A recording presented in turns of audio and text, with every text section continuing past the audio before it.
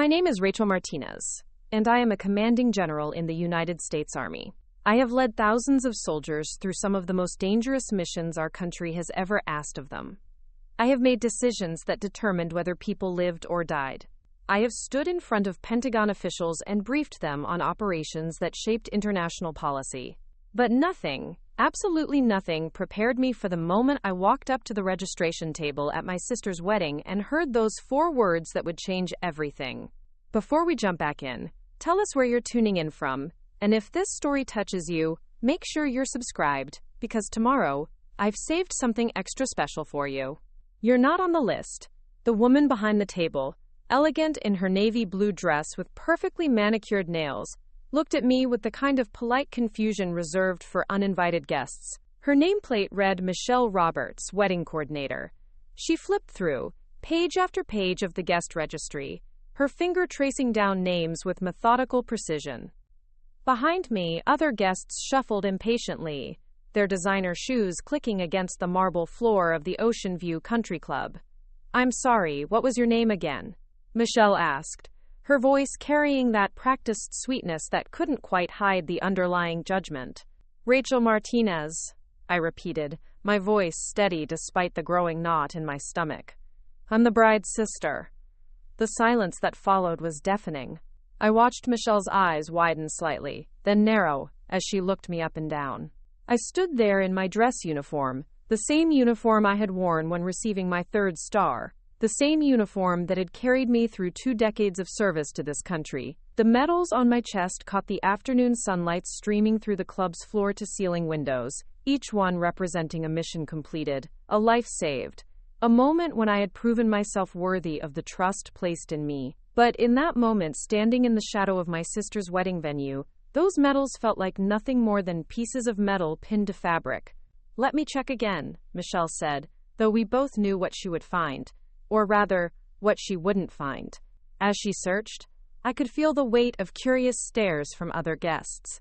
Some recognized the uniform and offered respectful nods. Others whispered among themselves, probably wondering what kind of family drama was unfolding before their eyes. That's when I heard the footsteps behind me. Heavy, measured, purposeful. The kind of walk that speaks of authority earned through years of command. I turned to see a man in his early 60s approaching, his own dress uniform impeccable, his bearing unmistakably military. The insignia on his shoulders made my breath catch. Admiral James Harrison, the groom's father. He moved through the crowd with the quiet confidence of a man who had commanded ships and sailors, who had navigated both literal and metaphorical storms. His gray hair was perfectly trimmed, his jaw set in that way that suggested he had seen enough of the world to know when something wasn't right. And something definitely wasn't right here. "Is there a problem?" Admiral Harrison asked, his voice carrying the authority of decades of naval service. His eyes moved from Michelle to me, taking in my uniform, my rank, my obvious discomfort. "Sir, this woman claims to be the bride's sister, but she's not on our guest list," Michelle explained, her voice taking on that tone people use when they want someone else to handle an uncomfortable situation. Admiral Harrison's eyes met mine, and in that moment, I saw something I hadn't expected. Recognition. Not just of my rank or my uniform, but of something deeper. The recognition of one soldier by another. The understanding that passes between people who have served, who have sacrificed, who know what it means to put duty before personal comfort.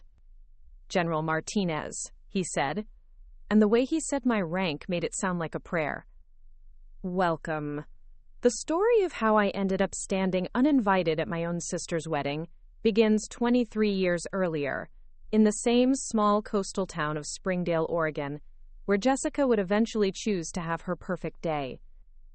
It begins in a modest 2-story house on Maple Street, where the Martinez family lived what everyone on the outside considered a normal, happy life. But houses, like people, can hide secrets behind their carefully maintained facades. I was 15 when I first understood that love in my family came with conditions. It was a crisp October evening, and I had just returned from what would be my last cross-country meet of the season. I had finished 3rd in the state championship, a personal best that had taken months of early morning training and afternoon practices. My legs ached, my lungs burned, but my heart soared with the kind of pride that only comes from pushing yourself beyond what you thought possible.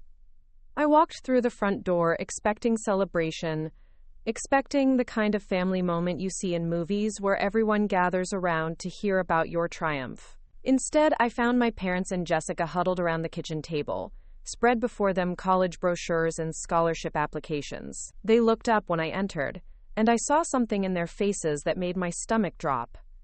"How did it go?" my mother, Linda, asked, but her tone suggested she was asking out of obligation rather than genuine interest. "Third in state," I announced, setting my medal on the counter. "Coach says if I keep improving, I might have a shot at a college scholarship." The silence that followed wasn't the kind that comes before congratulations. It was the kind that comes before disappointment. My father, David, cleared his throat and looked at Jessica before speaking. "That's great, Rachel, really. But we need to talk about something important. Jessica's been accepted to Portland State, but we're going to need to focus our resources on making sure she can attend without taking on too much debt." I stared at them, trying to process what I was hearing. Jessica, who was 3 years younger than me, who had never expressed any particular academic ambition, who spent most of her time at the mall with friends, was getting the college fund. Jessica, who smiled at me with a mixture of sympathy and something else, something that looked almost like satisfaction. "What about my college plans?" I asked, though I already knew the answer. "Well, honey," my mother said, her voice taking on that tone she used when she was about to deliver bad news gently. "You're so independent, so capable. We figured you'd find your own way. Maybe the military has programs for people like you." People like you. The words hung in the air like smoke from a fire that had been burning for years but was only now visible. People like me. Strong people.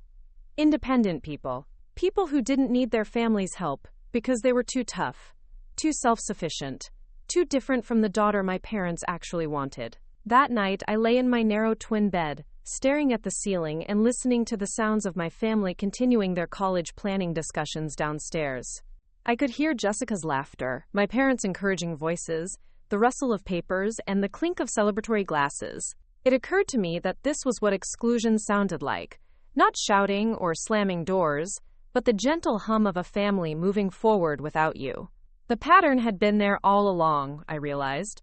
The way my parents' eyes lit up when Jessica entered a room, the way they saved the good news for when she was around to hear it, the way my achievements were acknowledged with polite nods while hers were celebrated with phone calls to relatives and posts on the refrigerator. I had told myself it was because I was older, more independent, less in need of attention. But lying there in the darkness, I understood the truth. They simply loved her more.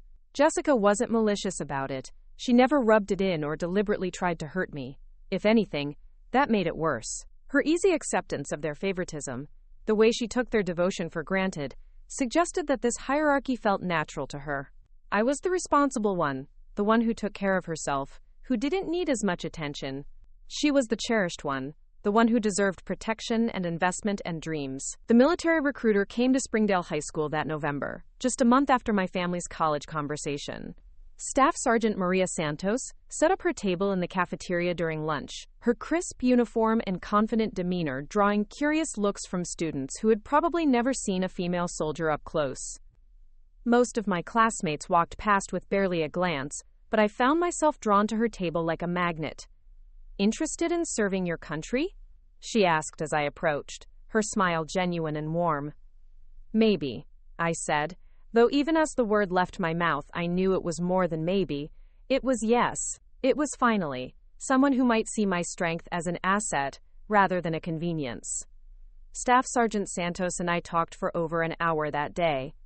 She told me about leadership opportunities, about the chance to see the world, about educational benefits that could put me through college without burdening my family financially. But what struck me most was the way she talked about potential.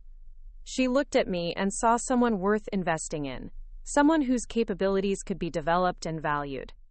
"The Army needs women like you," she said as I prepared to leave for my next class. "Women who are tough, independent, willing to work hard for what they want."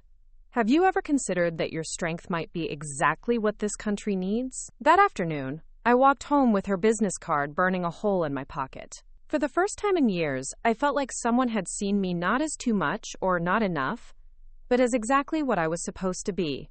The conversation with my parents that evening went exactly as I expected it would. My father listened with the same polite attention he gave to telemarketers, nodding occasionally but clearly waiting for me to finish, so he could explain why this wasn't a good idea. My mother worried about the danger, about me being so far from home, about whether the military was really an appropriate place for a young woman from a nice family. But it was Jessica's reaction that surprised me.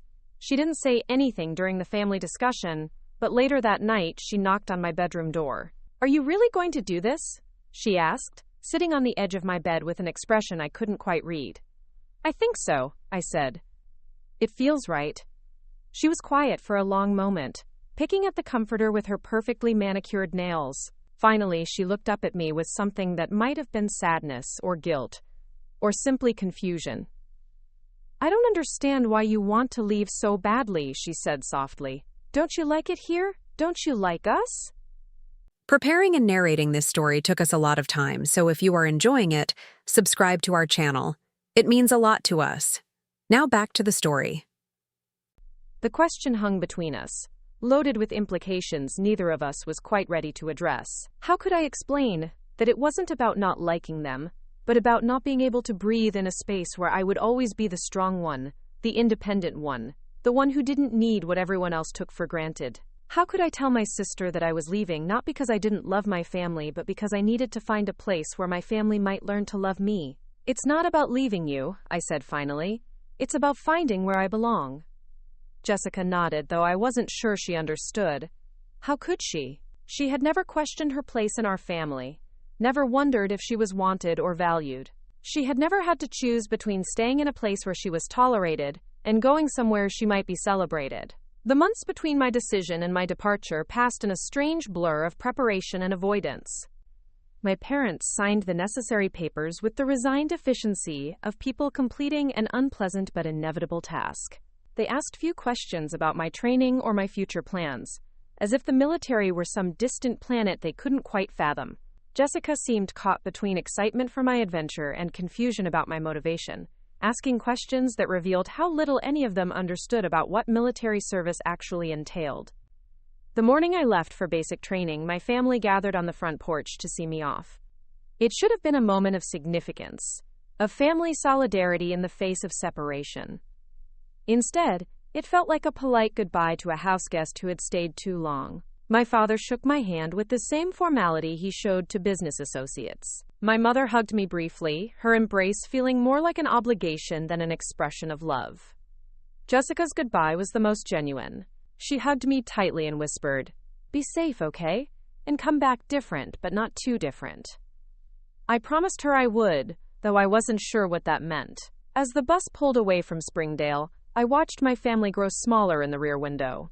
They stood together on the porch, a tight unit of 3, and I realized they looked complete without me. Not like something was missing, but like something had finally been set right. Basic training at Fort Moore was everything the recruiter had promised, and nothing my family could have imagined. It was brutal and transformative, breaking down everything I thought I knew about myself, and rebuilding it into something stronger, more focused, more capable. For the first time in my life, my physical strength and mental toughness weren't seen as unfeminine quirks to be managed, but as valuable assets to be developed. My drill sergeants didn't care that I was the girl who had never quite fit in at home. They cared that I could carry my pack farther than most of the men in my unit, that I could solve problems under pressure, that I never quit when things got difficult. The other recruits, initially skeptical of the quiet girl from small-town Oregon, gradually came to respect and rely on my capabilities. For the first time in my life, I was exactly where I was supposed to be. Letters from home were rare and brief. My parents wrote occasionally, sharing news about Jessica's college success and social life, asking perfunctory questions about my training that suggested they neither understood nor particularly wanted to understand my new reality. Jessica wrote more frequently but seemed unable to bridge the gap between our experiences. Her letters were full of sorority events and boyfriend drama and part-time job complaints that felt like dispatches from another universe. I tried to share what my new life was like, but how do you explain the satisfaction of mastering a skill that might one day save lives? How do you describe the pride that comes from earning respect through competence rather than receiving it as a birthright? How do you convey the sense of purpose that fills every day when you're working towards something larger than yourself? My family's responses to my attempts at communication were polite but distant, as if I were describing a hobby they found mildly interesting but ultimately irrelevant to their lives. They asked when I would be coming home for visits with the same tone they might use to ask when a vacation would end.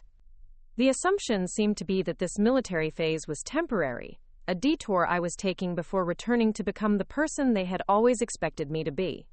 But I was already becoming someone new, someone who stood straighter, spoke with greater confidence, made decisions with the kind of clarity that comes from understanding your own capabilities. The girl who had left Springdale feeling like a misfit was transforming into a woman who knew exactly what she was worth.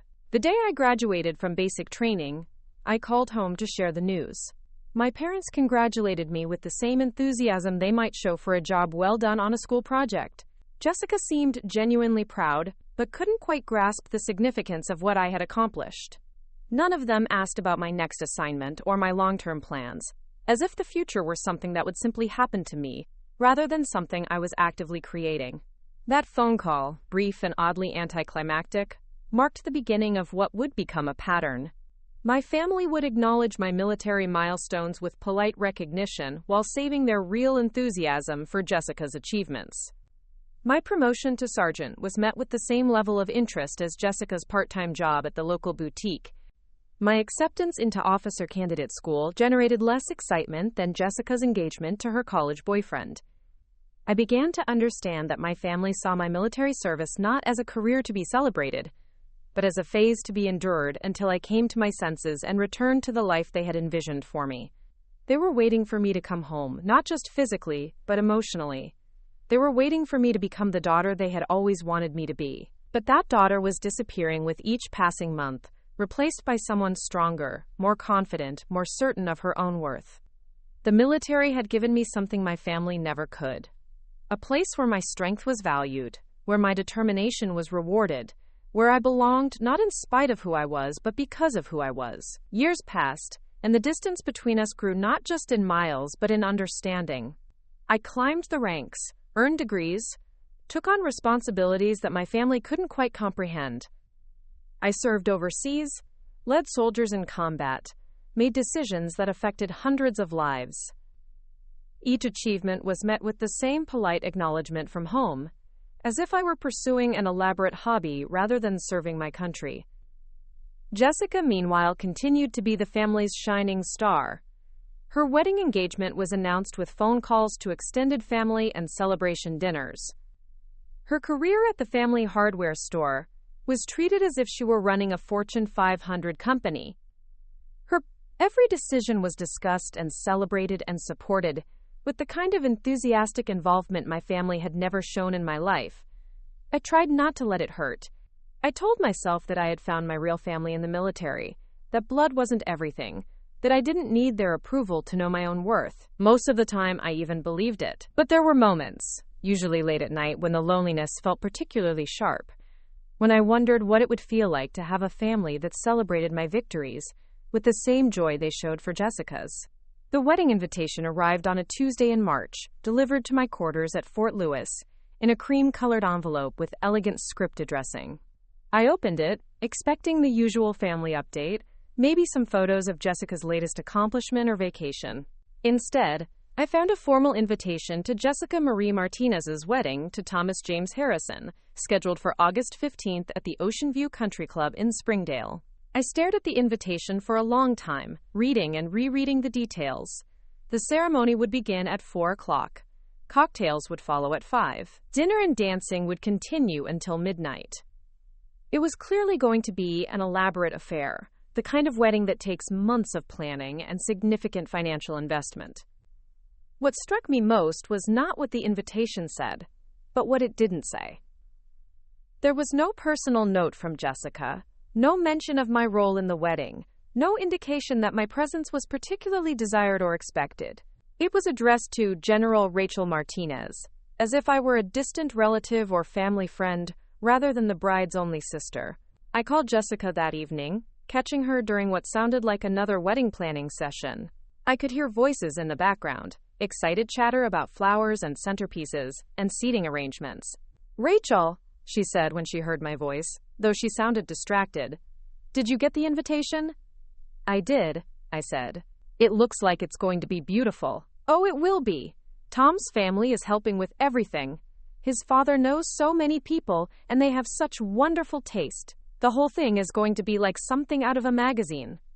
She talked for several minutes about dress fittings and menu tastings and guest accommodations, her voice bright with the kind of happiness that comes from being at the center of everyone's attention. I listened, waiting for her to mention my role in the festivities, waiting for some indication of how she wanted me to be involved. Finally, I asked directly, "What would you like me to do to help? I can probably get leave time if you need me there early for any of the preparations." There was a pause, just long enough to feel significant. "Oh, you don't need to worry about any of that," Jessica said quickly. "Everything's pretty much handled. Tom's sister is the maid of honor, and his family has been amazing about taking care of all the details. You just need to show up and enjoy yourself." Just show up. The phrase echoed in my mind long after we hung up.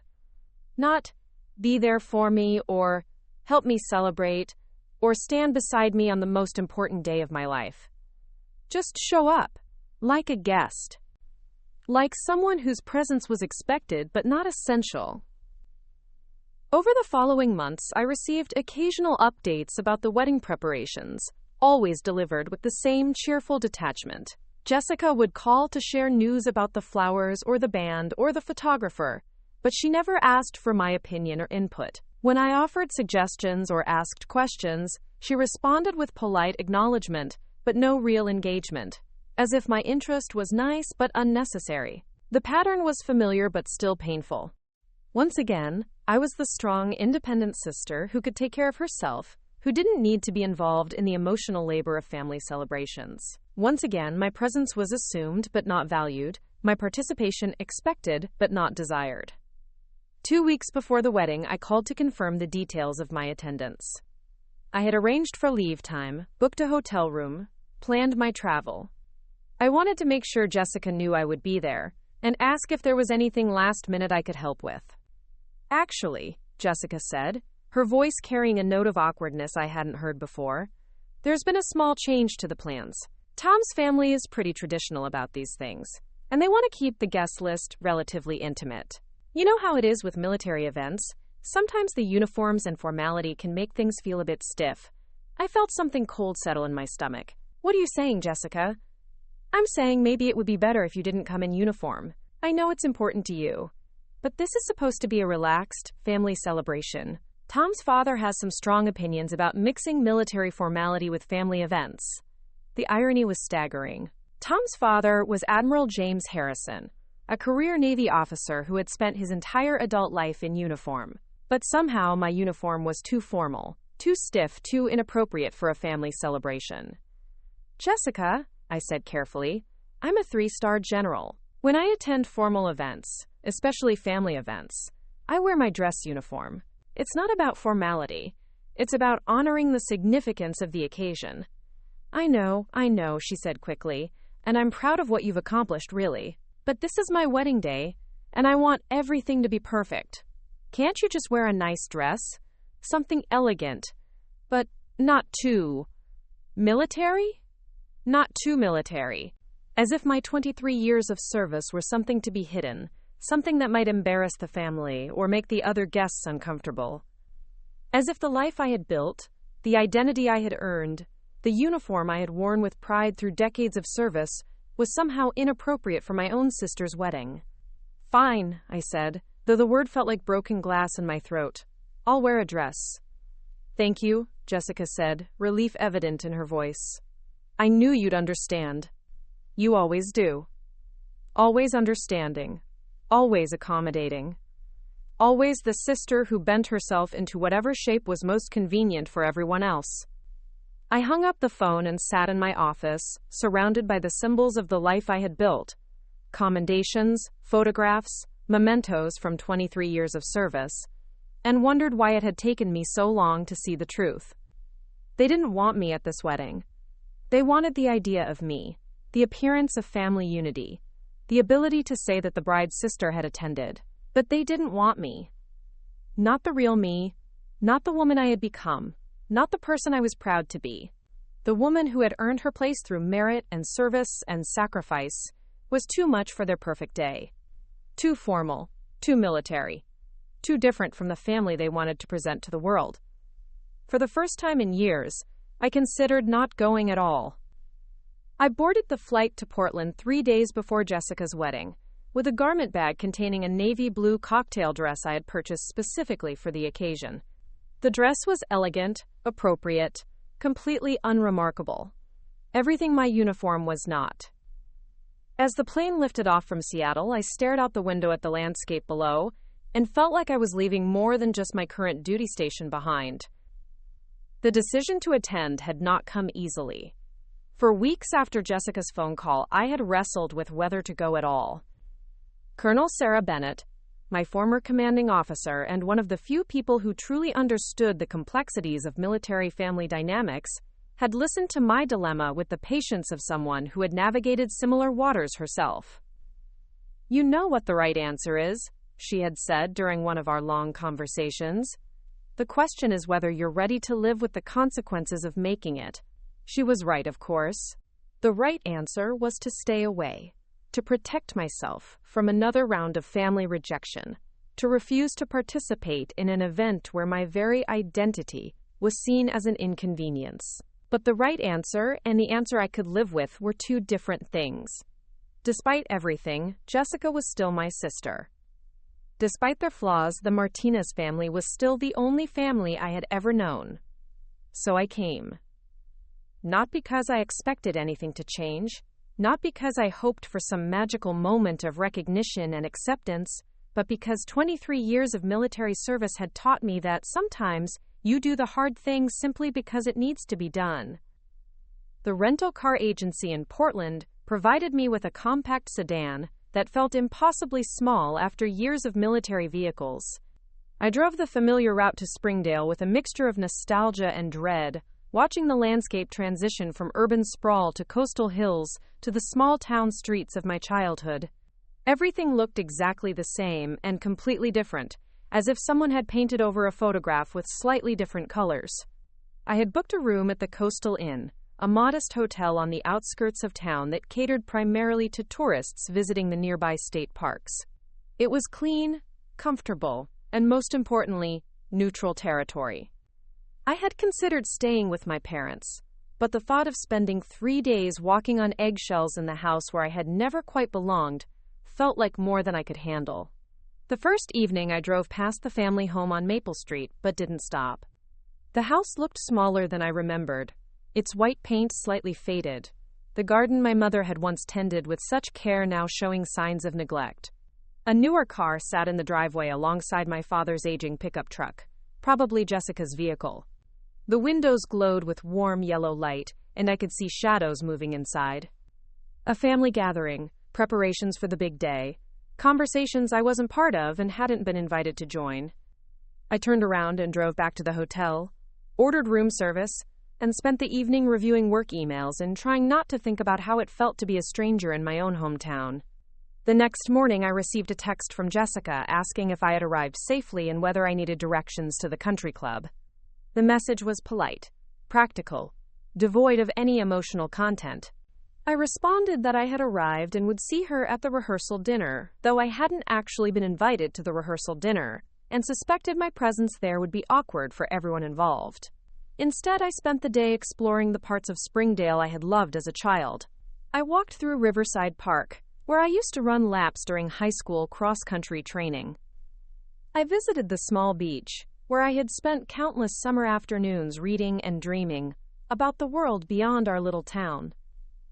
I drove past Springdale High School, its brick buildings and worn athletic fields triggering a flood of memories both bitter and sweet.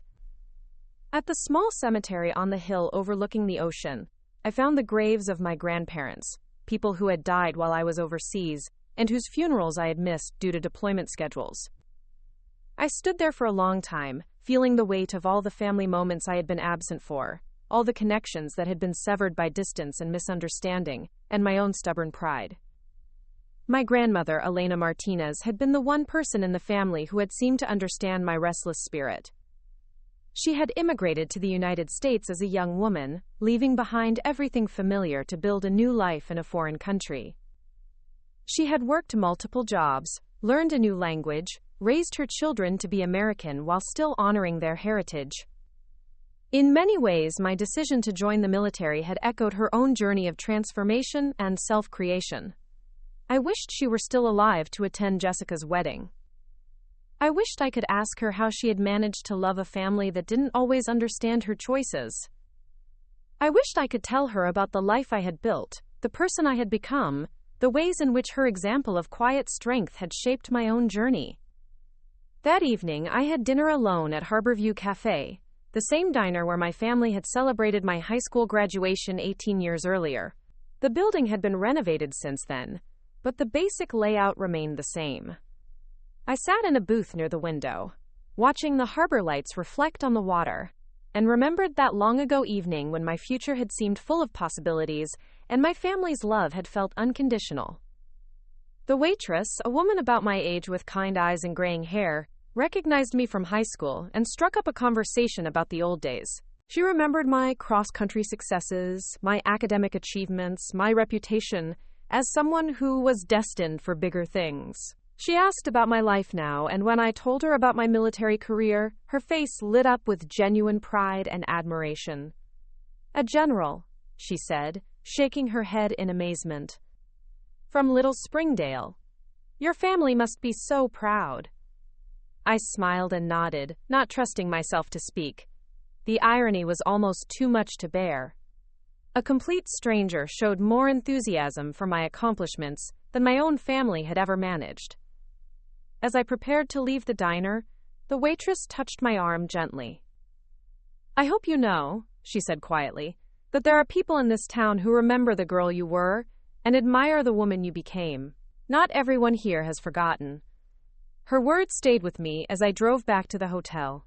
Not everyone had forgotten. The girl who had worked so hard to prove herself worthy of love and recognition had mattered to someone, even if it wasn't the people whose approval I had craved most. The morning of the wedding dawned clear and bright, with the kind of crystalline coastal light that makes everything look like a postcard. I spent extra time getting ready, taking care with my makeup and hair, making sure the navy dress fit perfectly and looked appropriately festive.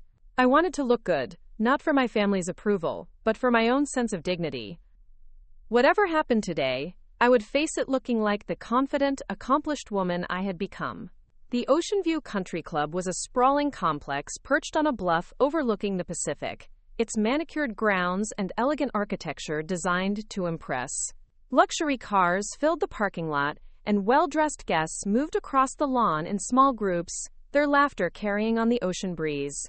It was clearly an expensive affair, the kind of wedding that announced to the world that the families involved had achieved a certain level of success and social standing. I parked my modest rental car between a BMW and a Mercedes, feeling suddenly self-conscious about more than just my transportation.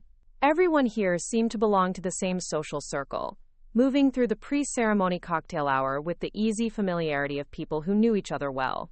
I recognized some faces from my childhood, neighbors and family friends who had aged in the years since I had left Springdale. Most offered polite nods when they saw me, but no one approached for conversation.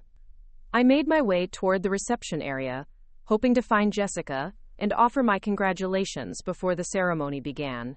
The bride was easy to spot, surrounded by a cluster of women in matching rose-colored dresses, her face glowing with happiness and excitement. She looked beautiful, radiant in the way that brides are supposed to look on their wedding day. For a moment, seeing her like that, I felt nothing but pure love and happiness for my sister. Then she saw me approaching, and I watched her expression shift almost imperceptibly. The radiant smile remained, but something tightened around her eyes. She excused herself from her bridesmaids and walked toward me with the measured steps of someone approaching a potentially difficult conversation. "Rachel," she said, leaning in for a brief hug that felt more obligatory than affectionate. "You look lovely. I'm so glad you could make it." "You look absolutely beautiful," I replied, and I meant it. "This is going to be a wonderful day for you." "Thank you." She glanced around nervously, as if checking to see who might be observing our interaction. "I should probably get back to the girls. We're taking pictures before the ceremony, and the photographer is pretty strict about timing." The dismissal was gentle but unmistakable. I was being politely but firmly excluded from the pre-wedding preparations, relegated to the role of regular guest rather than immediate family. I watched her return to her bridesmaids, their animated chatter resuming as if my presence had been a minor interruption rather than a reunion between sisters. The ceremony was held in the club's garden, with rows of white chairs arranged before an arbor decorated with white roses and trailing greenery. The Pacific Ocean provided a dramatic backdrop, its blue expanse stretching to the horizon under a cloudless sky. It was, objectively speaking, a perfect setting for a wedding. I found a seat in the back, several rows behind the reserved family section where my parents sat with various aunts, uncles, and cousins I hadn't seen in years. No one had saved me a seat in the family area. No one gestured for me to join them. I sat alone among the general guests, watching my family celebrate without me from a distance that felt both geographic and emotional. The groom, Thomas Harrison, was a handsome man in his early 30s with an easy smile and confident bearing. Even from my position in the back, I could see why Jessica had fallen for him. He carried himself with the kind of quiet assurance that comes from growing up in a family where success and achievement are expected rather than exceptional. When he saw Jessica approaching down the aisle, his face lit up with genuine joy and love. Admiral James Harrison, the groom's father, served as one of the officiants, his naval dress uniform striking among the civilian formal wear. He spoke eloquently about love, commitment, and the joining of two families, his words carrying the authority of someone accustomed to addressing important occasions. I found myself studying him during the ceremony, trying to understand the man whose opinions about military formality had influenced Jessica's request that I not wear my uniform. He was clearly a career officer, someone whose entire adult life had been shaped by naval service. His bearing, his manner of speaking, even the way he stood suggested decades of command experience. It seemed strange that such a man would object to military formality at a family celebration, particularly one involving his own son's wedding. The ceremony proceeded smoothly, with traditional vows and readings that spoke of eternal love and family bonds. Jessica and Thomas exchanged rings with genuine emotion, their happiness evident to everyone present. Despite everything, I felt tears prick my eyes as I watched my sister begin this new chapter of her life. Whatever our differences, whatever pain lay between us, she was still the little girl I had once helped with homework and comforted after nightmares. As the newly married couple kissed and the guests erupted in applause, I found myself genuinely happy for Jessica's joy, even as I felt the familiar ache of being excluded from it.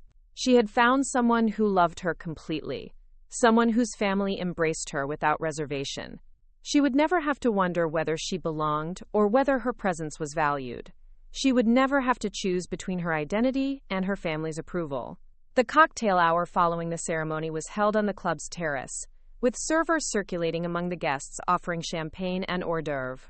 I accepted a glass of wine and positioned myself near the railing overlooking the ocean, hoping to blend into the background while still participating in the celebration. Several people approached me during this time, mostly childhood acquaintances who wanted to catch up and hear about my military career. Their reactions to learning about my rank and service were uniformly positive, filled with admiration and genuine interest in my experiences. One woman, the mother of a former classmate, told me that her son was considering military service and asked for advice about different branch options. Another couple, both teachers at the local elementary school, wanted to know about educational opportunities for military families. These conversations reminded me that the wider world recognized and valued military service in ways my immediate family never had. Outside the bubble of family dysfunction, my choices and achievements were seen as admirable rather than inconvenient. The problem wasn't with what I had become, but with my family's inability to see past their own limited expectations. As the cocktail hour progressed, I noticed my parents making their way through the crowd, greeting other guests with the kind of social grace that comes from decades of small-town networking. They nodded politely when they saw me, but made no effort to approach or include me in their conversations. It was the same pattern I remembered from childhood. The subtle but persistent exclusion that had taught me I was welcome, but not essential. The moment that would change everything began innocuously enough. I was standing near the edge of the terrace, admiring the view, and trying to decide whether to stay for the dinner portion of the celebration, when I heard a commotion behind me. Turning, I saw that one of the elderly guests, a woman I didn't recognize, had apparently fainted or suffered some kind of medical emergency. Without thinking, I moved toward the situation, my military training kicking in automatically. The woman was conscious but disoriented, sitting on the ground with several people hovering around her uncertainly. I knelt beside her, quickly assessing her condition while speaking in the calm, authoritative voice I had used in countless emergency situations overseas. "Ma'am, I'm General Martinez," I said, taking her pulse and checking her pupils. "Can you tell me your name and what you remember about what just happened?" She responded coherently, but seemed weak and confused. I determined that she needed immediate medical attention and began coordinating the response with the efficiency of someone accustomed to managing crises. I directed someone to call 911, asked another person to find a chair and some water, and positioned myself to monitor her condition until professional help arrived. Admiral Harrison appeared at my side within moments, his own military instincts clearly engaged. "How can I help, General?" he asked, and something in his tone made me look up at him more carefully. "She needs to get to a hospital for evaluation," I said. "Possible cardiac episode or diabetic emergency. The paramedics should be here soon, but we need to keep her stable and comfortable until then." He nodded and began helping me coordinate the response, our combined military experience creating an island of calm efficiency in the midst of civilian confusion. We worked together seamlessly, our training overriding social awkwardness in the face of genuine need. When the paramedics arrived, Admiral Harrison and I provided a clear, concise briefing about the woman's condition and our observations. They took over her care professionally, stabilizing her for transport to the local hospital. As they wheeled her away, she reached out to squeeze my hand. "Thank you, dear," she whispered. "You probably saved my life." As the crowd began to disperse and normal conversation resumed, Admiral Harrison remained beside me. He was looking at me with an expression I couldn't quite read, something between curiosity and assessment. "That was well handled, General," he said quietly. "How long have you been in service?" 23 years, sir," I replied. "Army." He nodded slowly, his eyes taking in details I hadn't realized he was observing. "Infantry?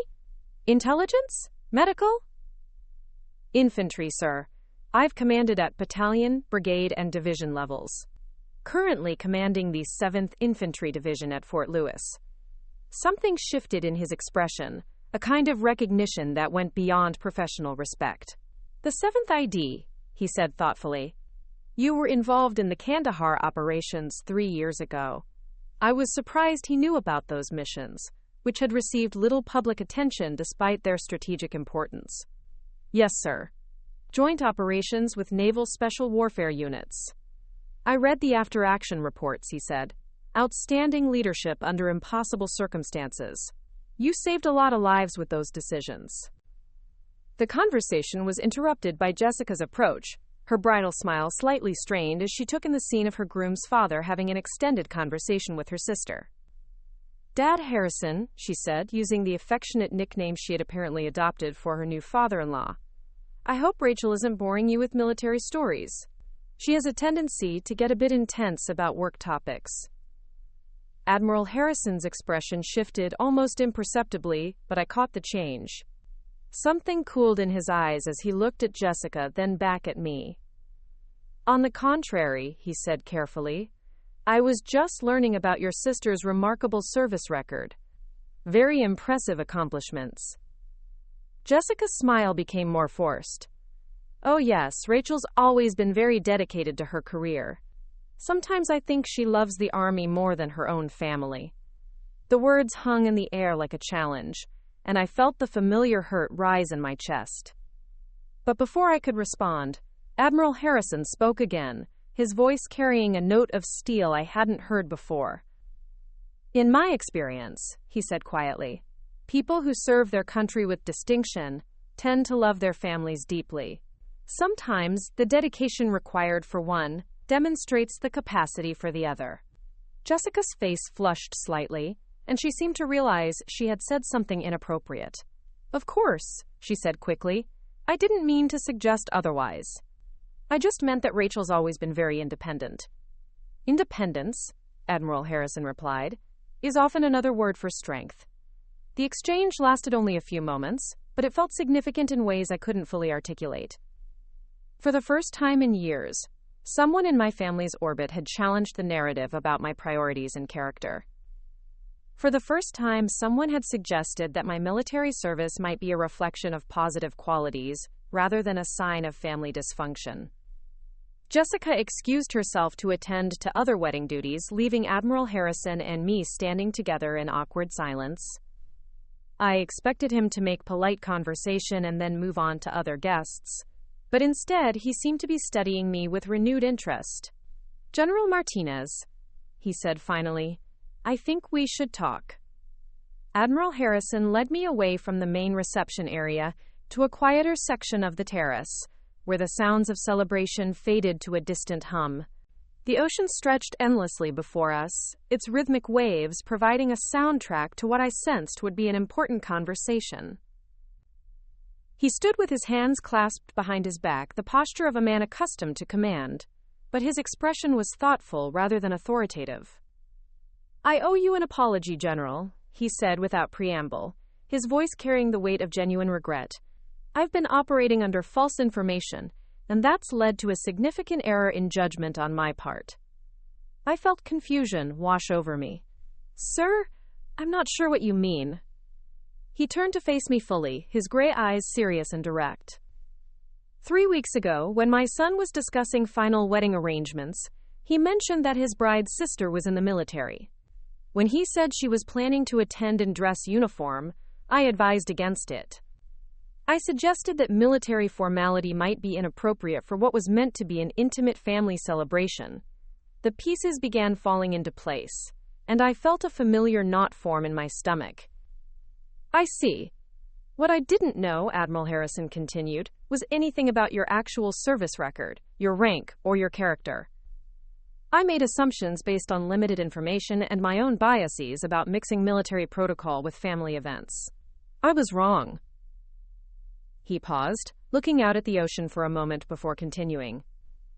"When Jessica mentioned your tendency to be intense about work topics, I began to suspect that there might be more to this story than I had understood. The way she spoke about your military service, the casual dismissiveness in her tone, it reminded me of conversations I've had with civilian family members who don't quite grasp what military service entails." I remained silent, unsure how to respond to this unexpected revelation. Admiral Harrison's honesty was both validating and painful, confirmation that my family's attitude toward my career had been obvious, even to relative strangers. "After witnessing your response to the medical emergency just now," he said, "and learning about your actual service record, I realize I've been party to a significant injustice. A 3-star general attending her sister's wedding in dress uniform wouldn't be inappropriate formality, it would be an honor." The words hit me with unexpected force.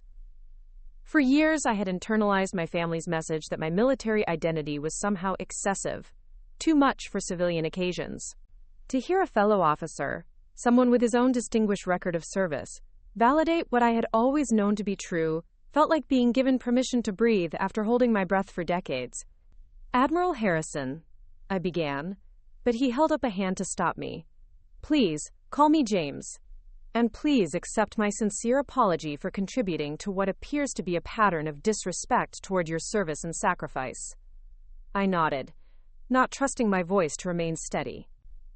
The validation I had craved from my own family was being offered by a man who barely knew me, based solely on his recognition of my professional competence and character. "There's something else," James continued, "something I think you should know about the guest list situation." My heart began to race. "What do you mean?" "This morning, when the wedding coordinator was reviewing final arrangements, she mentioned that there had been some confusion about family seating. Apparently, Jessica had initially included you on the family list, but then requested that you be moved to general seating because she was concerned about having too many people in the front rows. The casual cruelty of this revelation took my breath away. It wasn't an oversight or a mistake. Jessica had deliberately chosen to exclude me from the family section, relegating me to the status of distant relative or family friend. The woman who had stood with me during childhood thunderstorms, who had come to me with her teenage heartbreaks, who had asked for my advice about college choices, had decided that my presence at her wedding was acceptable only if it remained peripheral. I see, I managed to say, though the words felt inadequate to express the depth of my hurt. James studied my face with the perceptive gaze of someone accustomed to reading people under stress. General, may I ask you a personal question? I nodded, curious despite my emotional turmoil. How long has your family treated your military service as an inconvenience rather than an achievement? The directness of the question caught me off guard. I had spent so many years making excuses for my family's behavior, explaining away their lack of support as misunderstanding or concern for my safety. To have someone identify the pattern so clearly forced me to confront truths I had been avoiding. Always, I said quietly. From the beginning. They saw my decision to enlist as abandonment rather than service. They've treated every promotion, every assignment, every achievement as evidence that I had chosen the military over them, rather than understanding that I had chosen to become someone worthy of respect. James nodded grimly. I've seen this before. Some civilian families struggle to understand that military service isn't a rejection of family values, but an extension of them. The commitment to something larger than yourself. The willingness to sacrifice for others. The dedication to principles of honor and duty. These aren't character flaws to be tolerated. They're virtues to be celebrated. His words resonated with something deep inside me, validating feelings I had carried for decades but never been able to articulate. They've always made me feel like I had to choose between being a good soldier and being a good daughter, as if the two were mutually exclusive.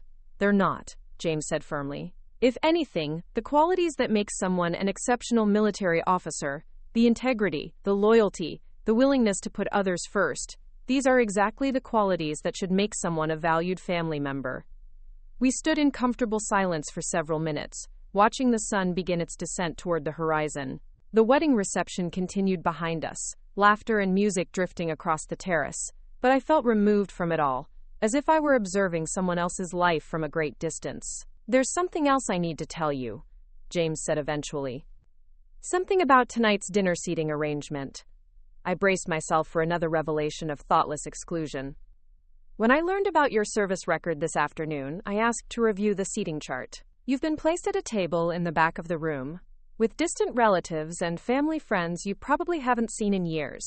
Meanwhile, the head table includes Jessica's college roommates and Tom's work colleagues. The systematic nature of my exclusion was becoming clearer with each revelation. It wasn't thoughtlessness or oversight. It was a deliberate choice to minimize my presence at every level of the celebration. I've taken the liberty of making a change, James continued. You'll be sitting at our family table, with Tom's immediate relatives and my wife. It's where you belong. I felt tears threaten at this unexpected kindness. Admiral, James, that's very generous, but I don't want to cause any disruption or family tension. The only disruption, he said with quiet steel in his voice, would be allowing this disrespect to continue. You're not just any guest, General. You're the bride's sister, and you're a distinguished military officer who has served her country with honor. You deserve to be treated accordingly.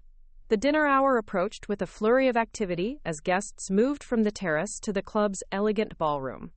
I found myself walking alongside James and his wife, Martha, a gracious woman who welcomed me warmly after her husband explained the seating situation. She expressed genuine interest in my military career and asked thoughtful questions about the challenges of leadership in combat situations. The Harrison family table was positioned prominently in the room, just 2 tables away from where Jessica and Tom sat with their wedding party. As I took my assigned seat, I caught Jessica's eye across the room. Her expression registered surprise and something that might have been concern as she realized where I was sitting. She leaned over to whisper something to Tom, who glanced in our direction with a puzzled look. The conversation at our table flowed easily, covering topics ranging from current events to travel experiences to shared observations about military life. Tom's brother, Lieutenant Commander Mark Harrison, was particularly engaging, sharing stories from his own naval service that resonated with my own experiences in joint operations. For the first time in years, I found myself at a family celebration where my military background was seen as an asset rather than an awkwardness to be managed. During the first course, Tom approached our table to greet his family and thank them for their support. When he reached me, he extended his hand with a warm smile. "General Martinez, I don't think we've been properly introduced. I'm Tom Harrison, your new brother-in-law. I've heard remarkable things about your service record." "Congratulations on your marriage," I replied, shaking his hand.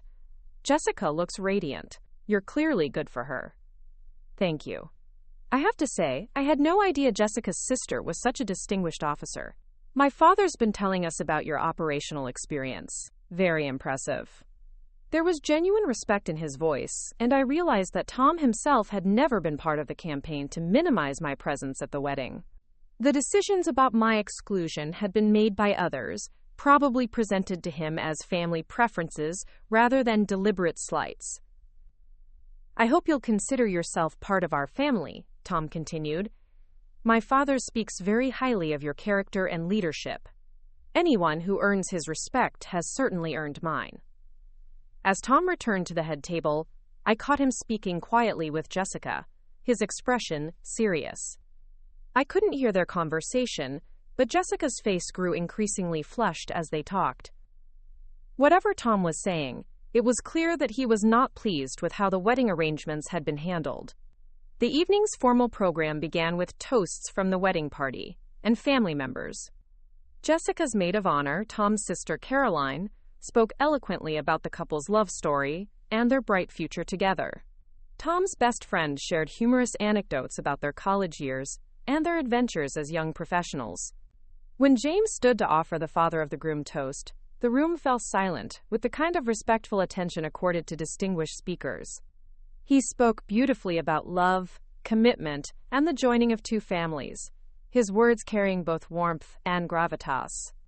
"Marriage," he said, "is ultimately about recognizing and celebrating the best qualities in another person, even when those qualities manifest in ways we might not have expected or chosen for ourselves.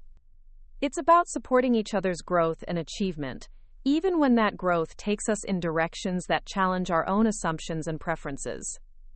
His eyes found mine across the room as he continued. "The strongest families are those that recognize strength in all its forms, that celebrate service and sacrifice wherever they find it, and that understand that love means supporting each other's highest aspirations rather than demanding that those aspirations conform to our own limited vision." The toast was ostensibly about marriage, but I understood the deeper message. James was speaking not just to the wedding guests but to my family, offering a subtle but pointed commentary on the importance of recognizing and valuing each family member's contributions. When my father stood to offer the bride's family toast, I felt my stomach tighten with familiar anxiety.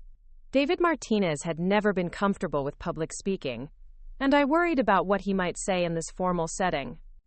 "Jessica has always been the light of our family," he began, his voice slightly shaky with emotion.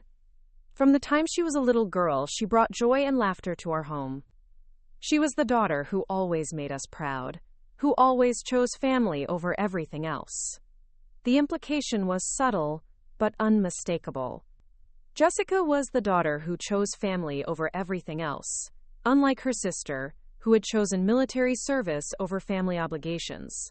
I felt the familiar sting of exclusion, the casual cruelty of being diminished even in absentia. But as my father continued his toast, focusing exclusively on Jessica's virtues without any mention of his other daughter, I noticed something unexpected happening at nearby tables. Several guests were glancing in my direction with expressions of discomfort or confusion.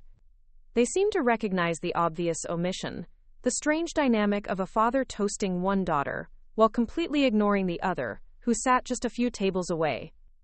James leaned over to whisper in my ear, "Grace under pressure, General.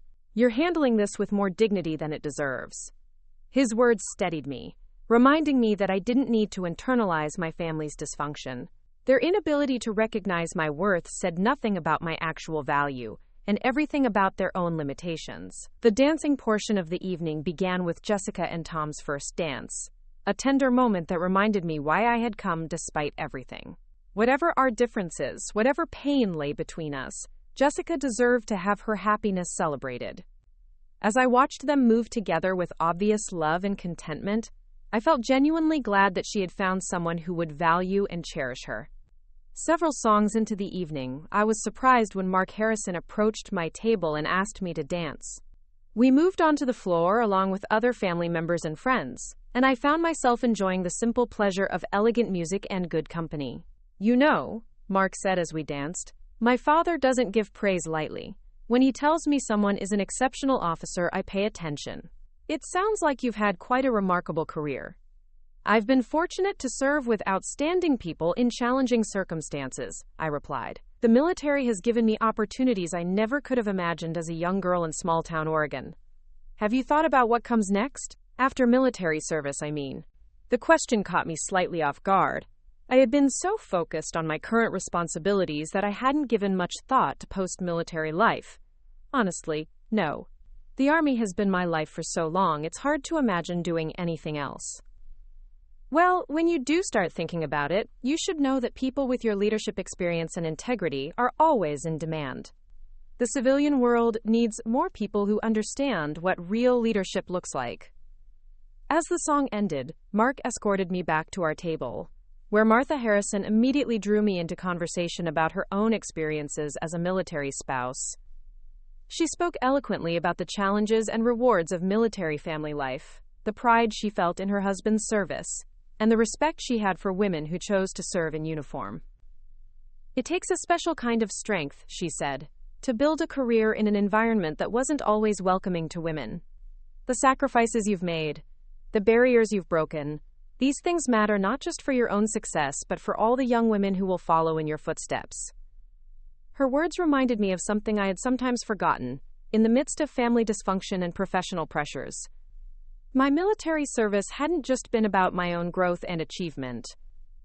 It had been about opening doors, proving possibilities, demonstrating that women could excel in roles traditionally reserved for men. Whatever my family's opinion of my choices, I had contributed to something larger than myself. As the evening progressed, I found myself relaxing in ways I hadn't expected. The Harrison family's warmth and respect created a bubble of acceptance that allowed me to enjoy the celebration without constantly monitoring my family's reactions or managing their discomfort with my presence. Near the end of the reception, as guests began to thin out and the evening wound toward its close, Jessica approached our table. She looked beautiful but tired, the glow of the bride beginning to fade under the exhaustion of a long, emotionally charged day. "Rachel," she said, her voice carrying a note of uncertainty I hadn't heard from her in years, "could we talk privately for a few minutes?" I excused myself from the Harrison family table and followed Jessica to a quiet corner of the ballroom, away from the remaining guests and the cleanup activity beginning at the edges of the room. For a moment, we stood in awkward silence, the weight of years of unspoken tension hanging between us. "Tom is upset with me," Jessica said finally, her voice barely above a whisper. "He says I've been unfair to you, that I've treated you badly throughout the wedding planning." I waited, unsure how to respond to this unexpected admission. "He's right," she continued, tears beginning to gather in her eyes. "I have been unfair. I've been angry with you for so long, I forgot how to be anything else." "Angry about what?" I asked gently, though I suspected I knew the answer.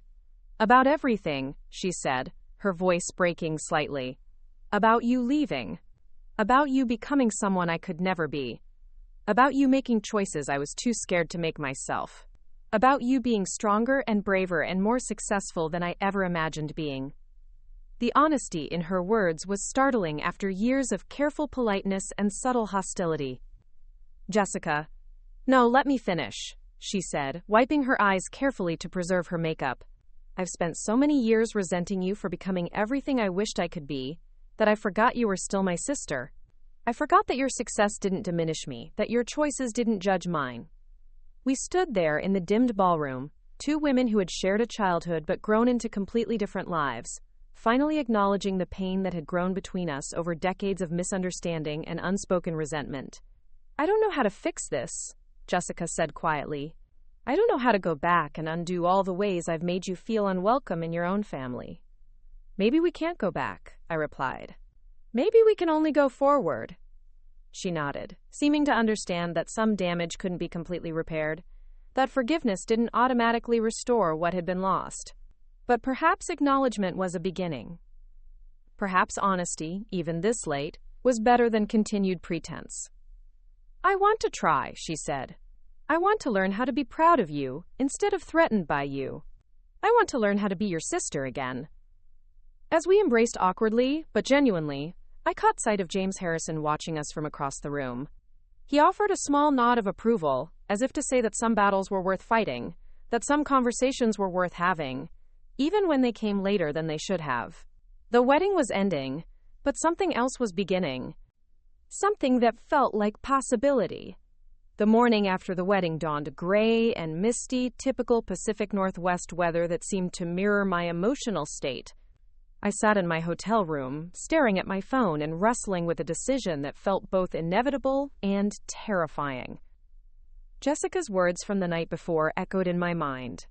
Her admission of jealousy and resentment, her desire to learn how to be my sister again. It was more honesty than we had shared in decades, but honesty alone couldn't bridge the canyon that had opened between us over the years. My flight back to Seattle wasn't until the afternoon, leaving me with several hours to kill in a town that held too many complicated memories. I considered driving straight to the airport and waiting there, avoiding any further emotional complications. But something James Harrison had said during our conversation kept nagging at me. He had talked about the importance of recognizing strength in all its forms, about supporting each other's highest aspirations rather than demanding conformity to limited visions. I realized I had been as guilty as my family of limiting my vision. I had seen their rejection as proof that I didn't belong, that I was too different, too difficult, too much for them to handle. But what if their inability to understand my choices said more about their limitations than mine? What if my assumption that I had to choose between military service and family love was as flawed as their assumption that I had abandoned them by pursuing my dreams? These thoughts were interrupted by a knock at my hotel room door. I opened it to find Tom Harrison standing in the hallway, still wearing the previous night's formal clothes but looking rumpled and tired. His expression was serious, almost grim, in stark contrast to the joyful Groom I had seen at the reception. "General Martinez, I'm sorry to bother you so early. Could we talk for a few minutes?" I invited him in, curious about what would bring him to my hotel room the morning after his wedding, instead of enjoying a leisurely breakfast with his new bride. He declined my offer of coffee and went straight to the window, staring out at the gray sky with his hands shoved deep in his pockets. "I need to apologize," he said without preamble. "Last night, after talking with my father and learning more about how you've been treated throughout this whole process, I realized I've been completely oblivious to what's been happening." I remained silent, sensing he needed to work through whatever was weighing on him. "Jessica told me that military formality would be inappropriate for our wedding, that your uniform might make other guests uncomfortable. She said it was your idea to wear civilian clothes, that you preferred to keep things casual. I believed her because I had no reason not to. The revelation hit me like a physical blow. Jessica hadn't just asked me to avoid wearing my uniform, she had actively misrepresented my preferences to her fiancé, making it seem like the choice was mine rather than hers. When my father explained yesterday how he had initially advised against military formality, and I put the pieces together about what actually happened, I was furious. Not just at Jessica, but at myself for not questioning the story, for not making sure you were being treated with the respect you deserve. Tom turned away from the window to face me directly. "You should have been at the head table. You should have been in the family photos. You should have been wearing your dress uniform with pride. And everyone at that wedding should have known they were in the presence of someone who has dedicated her life to serving others." His anger on my behalf was both validating and overwhelming. For so many years, I had internalized my family's message that my expectations were unreasonable. that my desire for recognition was selfish. To have someone else acknowledge that I had been treated unfairly felt like being given permission to trust my own perceptions. Tom, I appreciate you saying that, but you don't need to apologize for Jessica's choices. You were focused on your wedding day, as you should have been. That's just it, though, he said, his voice heavy with frustration. This wasn't just about one day. This was about the foundation we're building our marriage on. If Jessica can dismiss and diminish her own sister, someone who should be one of the most important people in her life, what does that say about her character? What does that say about the values she'll bring to our family? The question hung in the air between us, loaded with implications that went far beyond wedding etiquette or family dynamics. Tom was grappling with the realization that the woman he had married might not be the person he thought she was, that her treatment of me revealed aspects of her character he had never seen before. Have you talked to Jessica about this? I asked gently. We talked until 3 a.m, he said, running his hands through his hair. She admitted everything, the lies about your preferences, the deliberate exclusions, the years of making you feel unwelcome. She says she was jealous, that your success made her feel inadequate, that she was afraid of being overshadowed by your accomplishments. He paused, his expression growing even more troubled. But what bothers me most is that she seemed to think jealousy justified her behavior, as if feeling insecure gave her the right to treat you badly, to try to make you smaller so she could feel bigger. I felt a complex mixture of vindication and sadness. Vindication that someone finally recognized the patterns I had experienced for decades. Sadness that this recognition was coming at the cost of Tom's faith in his new marriage. People do hurtful things when they're afraid, I said carefully. That doesn't excuse the behavior, but it might explain it. Jessica's not a malicious person, Tom. She's just someone who never learned how to handle feeling inadequate.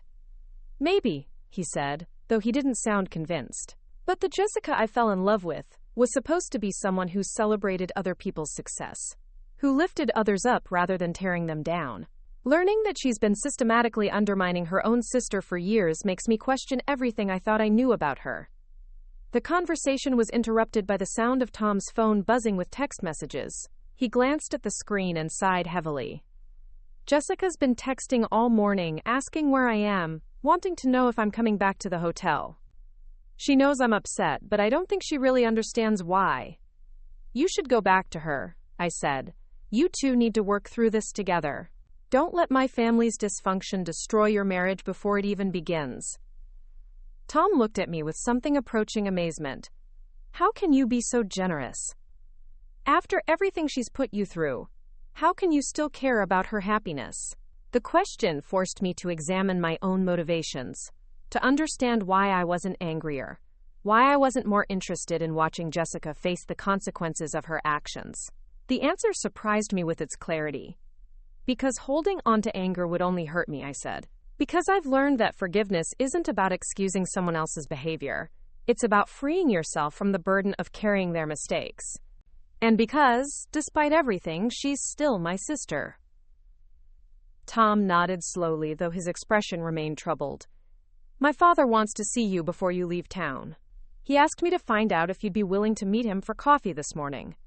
I agreed, curious about what James might want to discuss.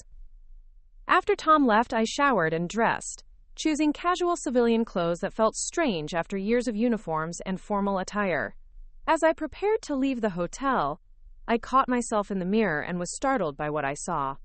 The woman looking back at me seemed different somehow, more settled, as if some long-held tension had finally been released. Harbor View Cafe was nearly empty at mid-morning, just a few local residents reading newspapers over lingering cups of coffee. James was already there when I arrived, seated at a corner table with a view of the harbor.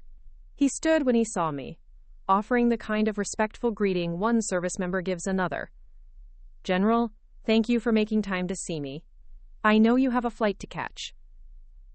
Of course, Admiral, though please call me Rachel. We're off duty. He smiled at that, the first genuine smile I had seen from him since we met. Fair enough. Rachel it is, as long as you call me James. We ordered coffee and sat in comfortable silence for a few moments, watching fishing boats navigate the harbor in the gray morning light. James seemed to be gathering his thoughts, preparing for a conversation he had obviously planned carefully. "My son came to see me this morning," he said finally. "He told me about his conversation with Jessica last night, about the extent of the deception and manipulation you've endured over the years." I nodded, unsure where he was heading with this. "I've been thinking about something you said yesterday, about feeling like you had to choose between being a good soldier and being a good daughter. I want you to know that you made the right choice." The directness of his statement caught me off guard. "I'm not sure I understand." "The military taught you to value honor, integrity, service to others. Your family has been asking you to abandon those values, to make yourself smaller and less accomplished in order to make them feel more comfortable. Choosing to maintain your integrity over their approval wasn't selfish. It was exactly what a person of character should do." James leaned forward, his expression intense. "I've known many outstanding officers over the years, men and women who have made extraordinary sacrifices in service to their country. Almost all of them have had to navigate family relationships that were complicated by their military service. The ones who thrived were those who refused to apologize for their strength, who understood that their duty was to be the best version of themselves, not the version that made others feel comfortable." His words resonated with something deep inside me, validating choices I had sometimes doubted during the loneliest moments of the past decades. "There's something else," James continued. "Something I want to propose to you." He reached into his jacket pocket and pulled out a business card, sliding it across the table to me. It was elegant, understated, with the logo of a consulting firm I recognized as one of the most prestigious in the defense industry. "Harrison Strategic Consulting," I read aloud. "Your company?" "My retirement project," he said with a slight smile. "Martha and I started it 3 years ago when I left active duty. We specialize in helping defense contractors and government agencies navigate complex operational challenges, leadership development, crisis management, strategic planning." I studied the card, wondering where this conversation was heading. "We've been looking for the right person to head our new division focused on organizational transformation.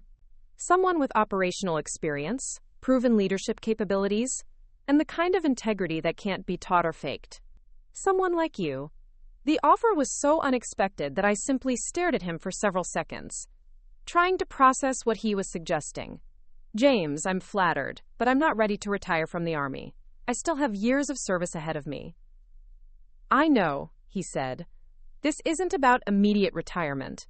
This is about having a plan for your next chapter, about knowing that when you're ready to transition from military service, you'll have opportunities that match your capabilities and experience." He leaned back in his chair, studying my reaction. Too many outstanding military leaders struggle with the transition to civilian careers because they wait until they're already retired to start thinking about their options. By then, they're competing with people who have been building civilian networks and experience for years. The logic was sound, though the timing felt surreal. Less than 24 hours earlier, I had been standing uninvited at my sister's wedding, feeling like a stranger in my own family. Now I was being offered a glimpse of a future I had never allowed myself to imagine. "There's no pressure," James continued, "no timeline. Just know that when you're ready, there's a place for someone with your skills and character. And more importantly, there are people who recognize your worth and want to support your success." I pocketed the business card, touched by the gesture even if I wasn't ready to seriously consider the opportunity. "Thank you. This means more than you know." "There's one more thing," James said, his tone becoming more serious. "About your family situation." I braced myself for more revelations or advice I wasn't sure I wanted to hear. Change is possible, but only if people are willing to do the hard work of examining their own behavior and making different choices.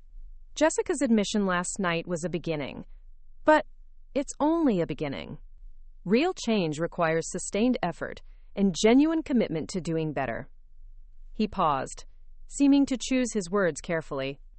"I want you to know that regardless of whether your family relationships improve, you have allies now.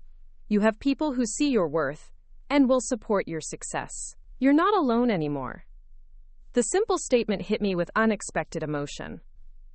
For so many years, I had carried the weight of family rejection as if it were proof of some fundamental flaw in my character. To have someone else acknowledge that loneliness, to offer genuine support and friendship, felt like being offered a lifeline I hadn't realized I needed. "I should let you get to the airport," James said, checking his watch. "But before you go, I want to make sure you have my contact information. Not for business purposes, just as someone who understands what military service entails and respects what you've accomplished." We exchanged phone numbers and email addresses, a simple gesture that felt significant in ways I couldn't fully articulate. As we prepared to leave the cafe, James stood and extended his hand for a formal handshake. "It's been an honor meeting you, General Martinez. I hope our paths cross again soon." "Thank you, Admiral Harrison, for everything." The drive to Portland International Airport gave me time to process the events of the past 24 hours. I thought about Jessica's tears and admissions, about Tom's anger and disillusionment, about James's unexpected mentorship and support. The wedding that had begun as an exercise in family obligation had transformed into something else entirely, a catalyst for conversations and recognitions that had been decades in the making.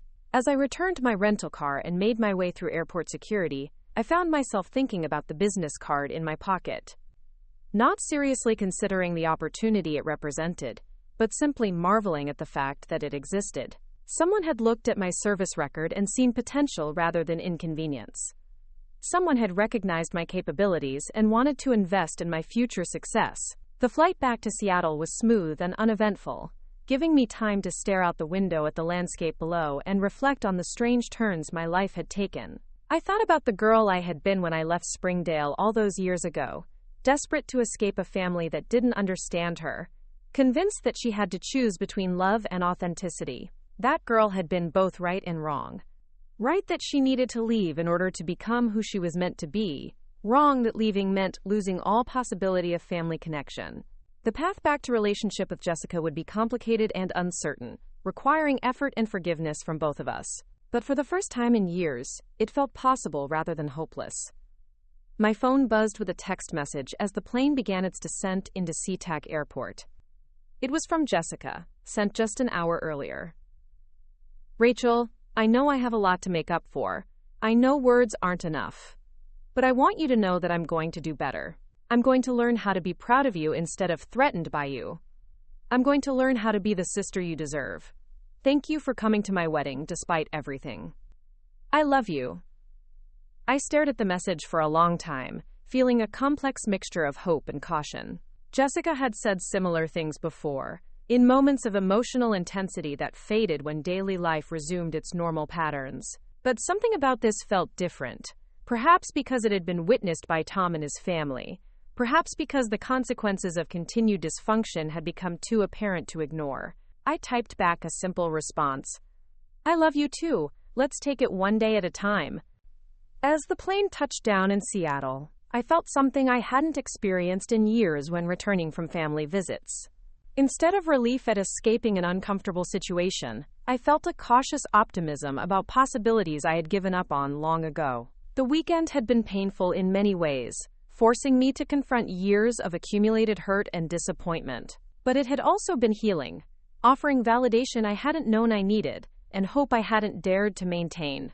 The drive back to Fort Lewis took me through familiar countryside, past forests and farmland that reminded me why I had chosen to make Washington my home base. This landscape had become more familiar to me than the Oregon coast where I had grown up, these roads more welcoming than the streets of Springdale had ever been. As I pulled through the base gates and returned the salute of the young soldier on duty, I felt the familiar sense of homecoming that had sustained me through decades of service. Whatever complications existed in my civilian family relationships, this place remained constant. Here, my rank meant something. Here, my service was valued. Here I belonged without question or condition. But for the first time in years, belonging here didn't feel like compensation for not belonging elsewhere. It felt like the foundation from which I could build other relationships, other connections, other possibilities. James Harrison's business card sat in my wallet like a promise of futures I had never allowed myself to imagine. Jessica's text message remained on my phone like a fragile bridge across years of accumulated pain. I was still General Rachel Martinez. Still a woman who had chosen duty and honor over family approval.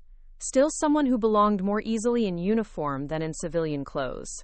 But I was also, perhaps, someone who might no longer have to choose between military identity and family love. Someone who might be able to build relationships based on mutual respect, rather than impossible demands for conformity. The possibilities were fragile and uncertain, requiring care and patience and wisdom I wasn't sure I possessed. But they were real, and they were mine, and they represented a future I had stopped believing was possible.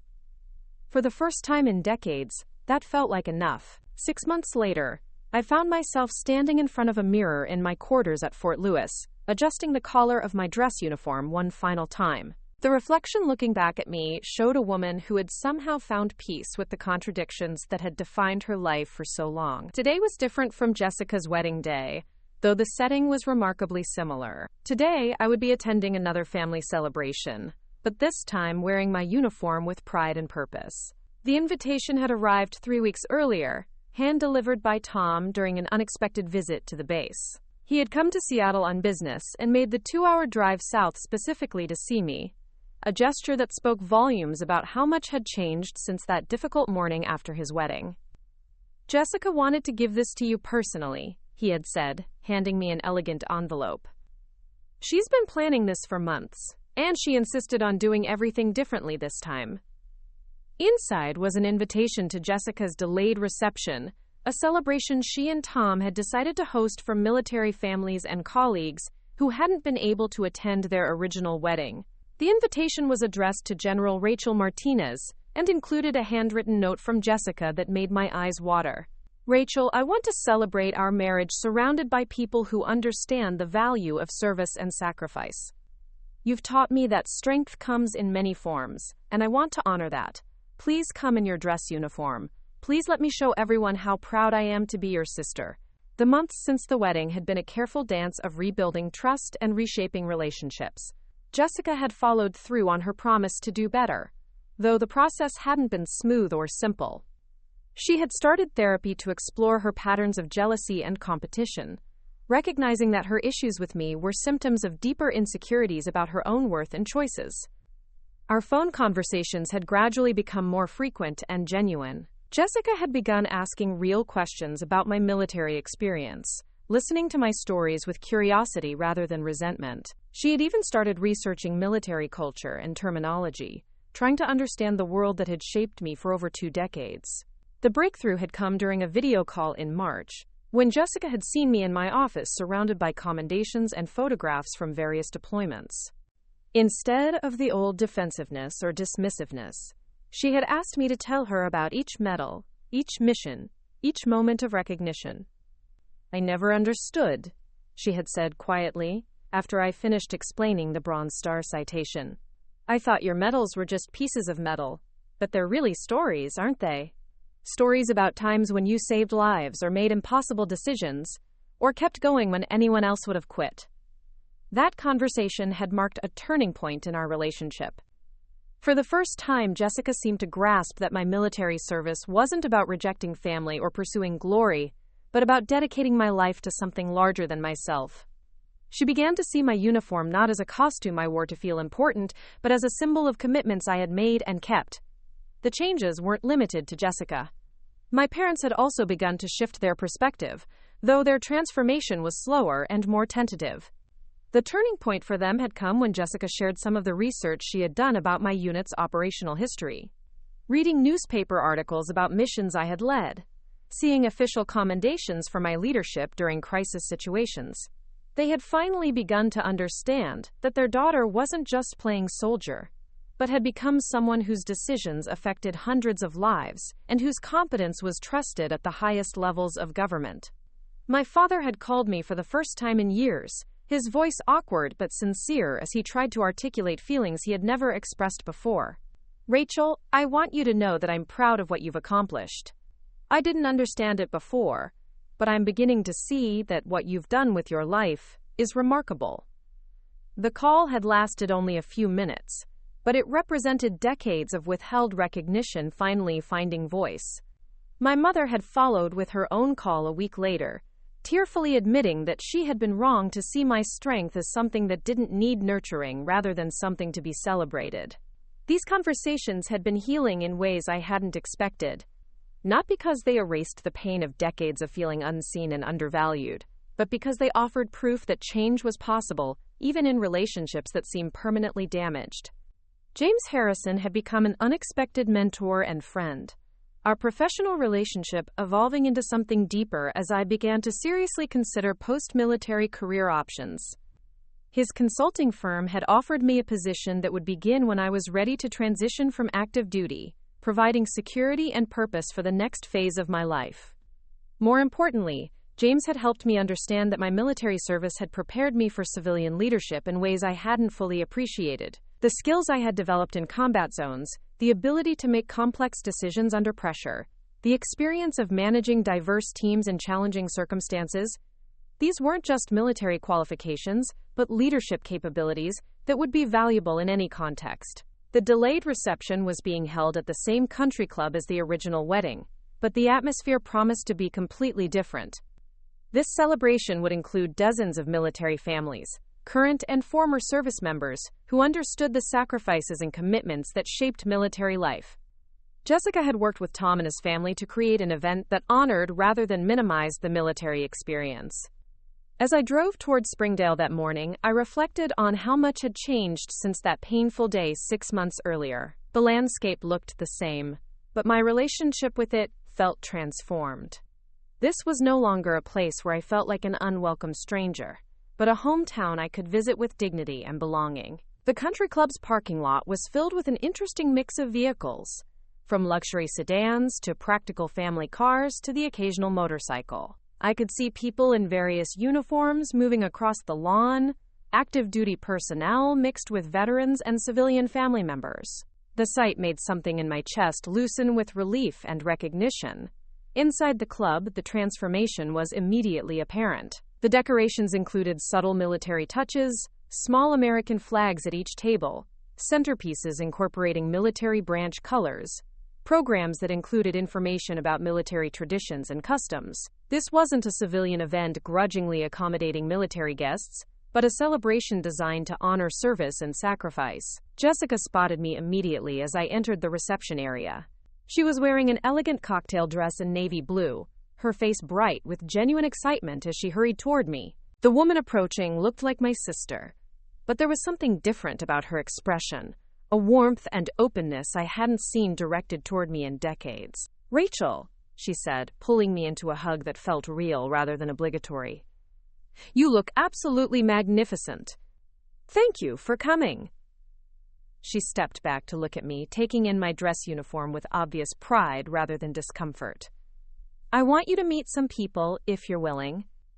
Tom's been telling everyone about your service record, and several people specifically asked to be introduced." The next hour passed in a blur of introductions and conversations with military families from the Pacific Northwest. I met spouses of deployed service members, veterans from various conflicts, young officers just beginning their careers. Each conversation reinforced something I had sometimes forgotten during years of family tension, that my service mattered to people who understood its significance. One conversation particularly stood out. A young Army captain named Sarah Chen approached me with obvious nervousness, introducing herself as someone who had read about my operational leadership in professional military journals. "General Martinez, I hope you don't mind me saying this, but you've been something of a role model for me.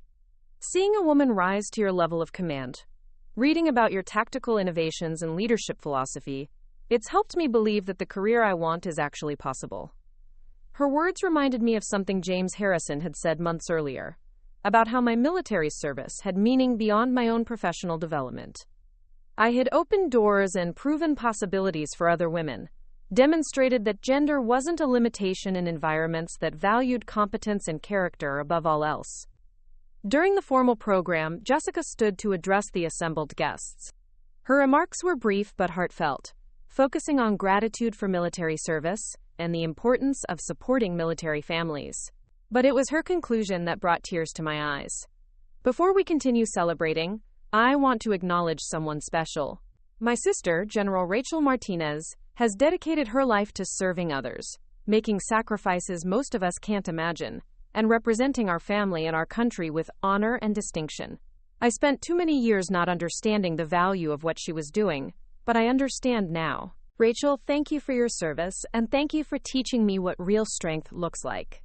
The applause that followed was genuine and sustained, not the polite acknowledgement I had grown accustomed to at family events, but the kind of recognition military audiences give to distinguished service. I stood briefly to acknowledge the recognition, feeling a mixture of gratitude and vindication that was almost overwhelming.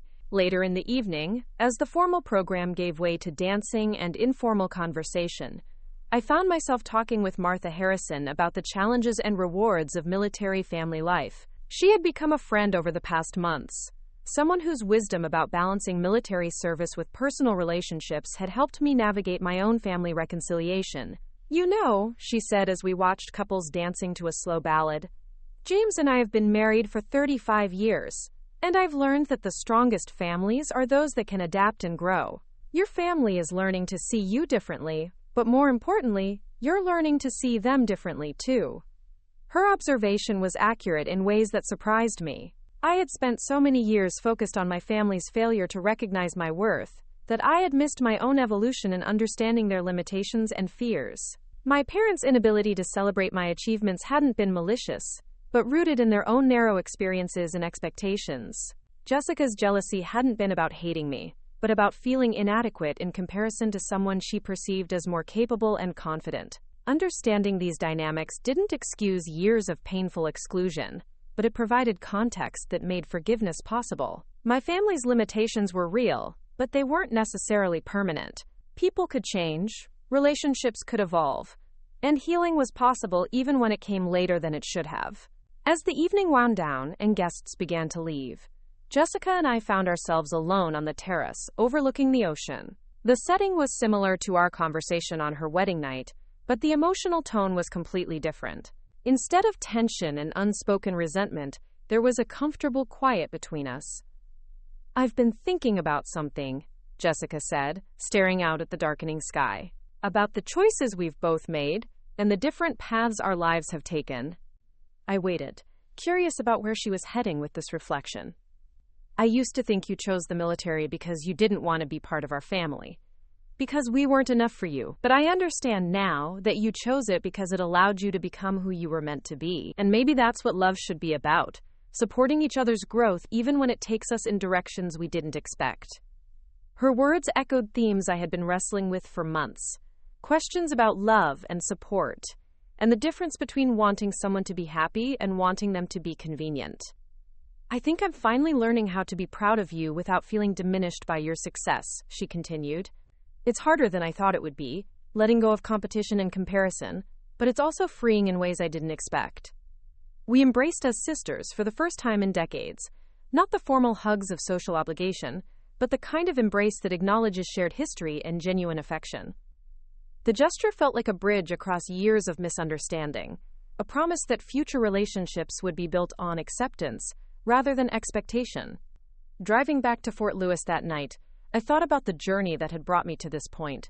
The girl who had left Springdale 23 years earlier, desperate to escape a family that didn't understand her, had finally found a way to return as herself rather than as someone trying to meet impossible expectations.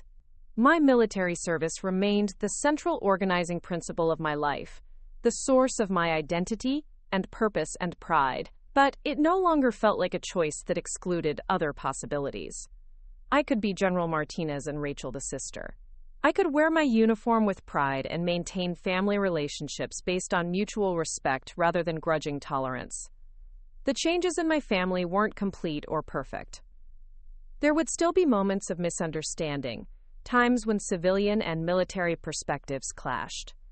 Conversations that required patience and explanation. But the foundation had shifted from rejection to acceptance, from competition to celebration, from exclusion to belonging. As I passed through the base gates and returned to the world where my rank and service were understood and valued, I carried with me something new. Not just the satisfaction of professional accomplishment, but the knowledge that personal relationships and military identity didn't have to be mutually exclusive. I could honor my commitments to country and service while also nurturing connections with people who had learned to see my strength as something to be celebrated rather than managed. The business card from James Harrison remained in my wallet, a reminder that future possibilities existed beyond my current responsibilities. But for the first time in years, those possibilities felt like opportunities rather than escape routes. Whatever came next in my career or personal life, it would be built on a foundation of self-respect and authentic relationships, rather than the defensive isolation that had characterized so many years of my adult life. I was still the woman who had chosen duty over convenience, service over comfort, integrity over approval. But I was also someone who had learned that forgiveness and reconciliation were possible even when they seemed impossible, that families could evolve and grow, that love could be redefined in ways that honored rather than diminished individual strength. The girl who had left Springdale believing she had to choose between family and authenticity had finally discovered that the right choice was being authentically herself and allowing others the time and space to learn how to love who she had become. It had taken decades, but some journeys toward truth and reconciliation can't be rushed. Standing in my quarters that night, removing my dress uniform one piece at a time, I felt something I hadn't experienced in years. Not just pride in my professional accomplishments, not just satisfaction with my choices, but peace with all the different aspects of my identity. I was General Rachel Martinez, decorated combat veteran, respected leader, beloved sister, honored daughter. For the first time in my adult life, all of those identities could coexist without conflict or compromise. That, perhaps, was the real victory. Not the moment of recognition at Jessica's wedding, not the validation from Admiral Harrison, not even the gradual reconciliation with my family. The real victory was learning that I didn't have to be less than I was in order to be loved, and that authentic relationships were possible when they were built on truth rather than accommodation. Up next, you've got 2 more standout stories right on your screen. If this one hit the mark, you won't want to pass these up. Just click and check them out.